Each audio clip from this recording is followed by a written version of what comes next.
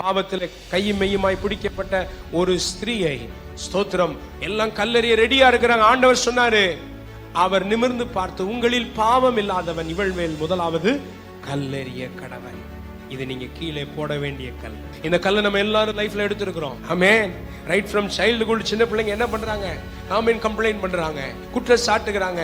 அண்ணன் செஞ்சான், அக்கா செஞ்சான், அவங்க செஞ்சாங்க, கிளாஸ்ல இவங்க செஞ்சாங்க என்று பிறரை குற்றம் சாட்டுகிற கற்களை எடுத்துக்கொண்டு சுத்தி கொண்டிருக்கிறோம். அதை எடுக்க தகுதியான இயேசு அதை எடுக்கவில்லை. அவர் குனிந்து தரையில எழுதினார். எத்தனை பேரை நான் குற்றவாளின்னு ஆண்டவர் சொல்லக்கூடாதுன்னு ஆசைப்படுகிறோம்? அப்ப ஆண்டவர் சொல்லாரு, நீயும் மற்றவர்களை குற்றவாளியாய் தீர்க்காத. நியாயம் தீர்க்கிறவர் அவர். அவருடைய வேலையை நம்ம சில நேரம் கையில் எடுத்துடுறோம். நம்ம நியாயம் தீர்க்கிறோம். அவங்க எப்படி செய்யணும், இவங்க எப்படி செய்யணும், இவங்க இப்படி பண்ணாங்க.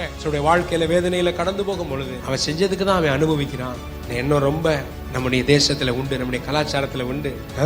உப்பு தின்னா தண்ணியை குடிச்சுதான் ஆகணும். எங்க அதை ஆண்டவர் சொல்லலாம், நம்ம சொல்லக்கூடாதுங்க. நியாயம் தீர்க்கிறவர் கர்த்தர். ஹல்லேலூயா. ஆமென். கல்ல எடுத்துட்டோம், அநேக நேரங்கள்ல எடுத்துட்டோம். இப்ப ஒன்னும் பிரச்சனை. ஆண்டவர் என்ன சொல்றாருன்னா, நீ கீழே போட்டுரு, எரிய வேண்டாம், நீ என்ன செஞ்சிரு, கீழே போட்டுரு. ஆகவே இந்த கல்லை எடுக்கக்கூடிய சூழ்நிலை நமக்கு நிறைய நேரம் வருங்க, நிறைய நேரம் வரும். சில செய்கிற உங்க வாழ்க்கையில சில காரியங்களை கடந்து போகும்போது கல்லை எடுப்போம். இதை தூக்குறதுக்கு உங்களுக்கு எல்லா அதிகாரமும் இருக்கலாம். ஒருவேளை நான் எந்த குற்றமும் செய்யல, இயேசு கிறிஸ்து அங்க எரியிருக்கு, அவருக்கு அதிகாரம் இருந்தவோ எனக்கு இருக்கு. வேண்டாம், கர்த்தர் சொல்றாரு வேண்டாம். ஹல்லேலூயா. நியாயம் தீர்க்கும் கல்லை இன்னைக்கு தூக்கி போடுவோம், குற்றம் சாட்டும் கல்லை தூக்கி போடுவோம்.